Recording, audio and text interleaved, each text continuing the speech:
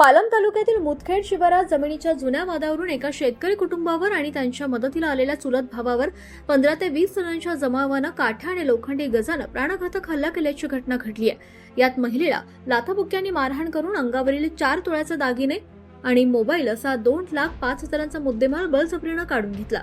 20 अनोळखी महिला व पुरुष शेतात घुसले। ही जमीन आमची आहे, आत्ताच आमच्या इथून निघून जा असं म्हणत त्यांनी शिवीगाळ सुरू केली। त्यांनी अशोक यांच्या पत्नीला जमिनीवर ढकलून लाथाबुक्क्यांनी लोखंडी गजानं बेदम मारहाण करून जखमी केलं। यावेळी आरोपींनी पत्नीच्या कानातील सोन्याचे फुले, गंठण आणि पाटल्या असे 4 तोळ्याचे दागिने आणि अशोक भागवत यांचा मोबाईल हिसकावून घेतला। भांडण सोडवण्यासाठी आलेले फिर्यादीचे चुलत भाऊ विठ्ठल भागवत यांच्यावर जमावातील एकानं लोखंडी गजानं हातावर, पायावर आणि तोंडावर वार केले।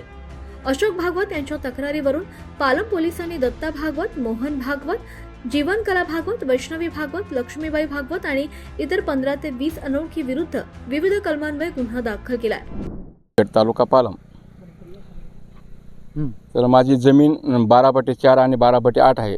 12/4 मध्ये ही माझं घर राहायचं घर आहे आणि ही जमीन मी धोंडेबा पवार यांच्याकडून खरेदी केलेली आहे। 2019 मध्ये केलेली आहे। पण तिथं धोंडेबा पवारचा त्या जागेवर शेड होता, राहायचं घर त्यांचं होतं।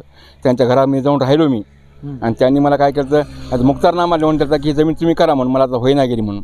मग त्यांची जमीन मी 2004 पासून मी जमीन त्याची करत आहे। मी त्या जमीनमध्ये हे जमीन केल्यानंतर आजपर्यंत माझं घर आहे।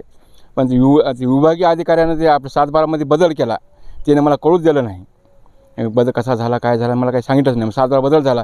मग 7 बदल झाल्यानंतर त्यांनी माझ्या घरावर पहिल्यांदा सुरू आपलं पोलीस आणले होते अगोदर। मग पोलिसांनी काय केलं, मागून त्यानं मग ते आणलेला आदेश त्याने रद्द केला। पुन्हा पोलीस वापस गेली, नाही म्हणजे चुकीचं आहे म्हणजे पहिल्या अगोदर गिरदावड साहेब आले ते हे चुकीचं आहे म्हणजे। मग चुकीच्यानंतर मग त्याने काही आता काय घेणं ते जमलं नाही।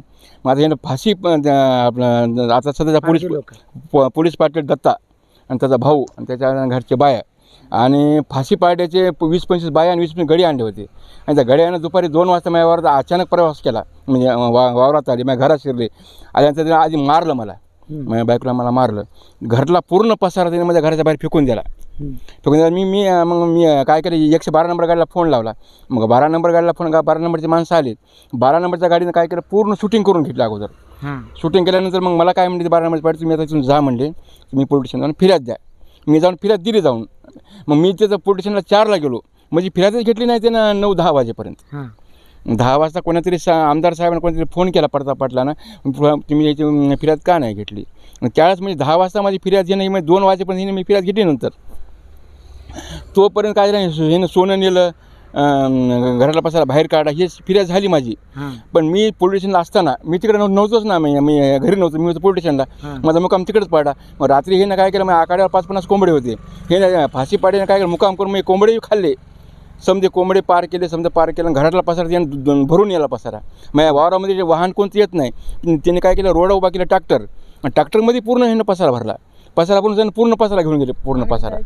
आता काय तुमचं काय म्हणणं? आमचं म्हणणं काय, समजा घर नेऊन दिलं तुम्ही त्या माणसाला, पोलीसच्या गाडीने काय केलं, त्या माणसाला अटक केलं, बाया अटक केला। मग ते माणसं गेले पळून, सांगितलं साहेब माणसं साहेब म्हणून पळून चालेत, त्यांना धरा। ते म्हणजे माणसं धरायची गरज नाही म्हणजे, बाया धरल्या ना मिटलं म्हणजे। त्यानं बाया धरल्या, 20-25 बाया धरल्या, पोलीस स्टेशनला नेल्या। 5 वाजेपर्यंत 6 वाजता त्यानं बायाचं बसून ठेवल्या पोलीस स्टेशनला, त्या कॅमेऱ्यामध्ये बसून ठेवल्या।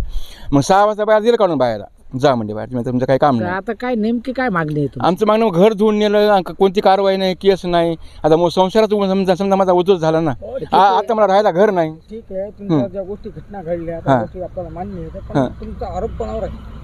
आरोपचे नाव देत मी, पोलीस प्रशासन आहे, कोणावर आरोप आहे? दत्ता त्र्यंबक भागवत, मोहन त्र्यंबक भागवत, त्यांच्या बायका जीवनकला, वैष्णवी आणि लक्ष्मी, ह्या त्यांची आई एक आणि त्याच्या 2 बायका आहेत। ह्या चौगावर आणि त्र्यंबक दत्तराव, या 5-6 माणसावर माझा आरोप आहे। त्या 6 माणसांनी ती माणसं आणलीत, ती माणसं मनानं आणण्यात फाशी पाडली, हे आणले। पोलीस प्रशासन याकडे दुर्लक्ष करत आहे का? हो, काहीच कारवाई केली आतापर्यंत, काहीच। माझा पंचनामा देखील नाही आहे माझा अजून। पोलीस प्रशासनाच्या विरोधामध्ये तुम्ही काही ठोक पाऊल उचलणार आहे? कोणतं? काहीच करणार गेले पोलीसवाले काहीच करणार तुम्ही गेले काय करणार आहे? पोलीस प्रशासनाच्या विरोधामध्ये काय करणार आहे? काही नाही अर्ज दिला मी समजा केलं अर्ज दिला त्यांच्या विरोधात मग मला आता उपोषण करावं लागेल आता समजा मला काहीच होईना गेलं मला उपोषण करावं लागेल कोणाच्या विरोधात? पोलीस पाटलाच्या विरोधामध्ये पोलीस पाटील म्हणून त्याच्या कुटुंबाविरोधात मला हे उपोषण करावं लागेल माझा पसारा गेला ना गहू गेला ज्वारी गेले खत गेला खताची पोती नेली कपाटामध्ये साड्या हे जेवढं सामान होतं त्यानं काहीच ठेवून नाही सामान माझ्या घरामध्ये संसारामध्ये काही शिल्लक ठेवलं नाही टोटल भरून एबी न्यूज मराठीसाठी शांतीलाल शर्मा पालम.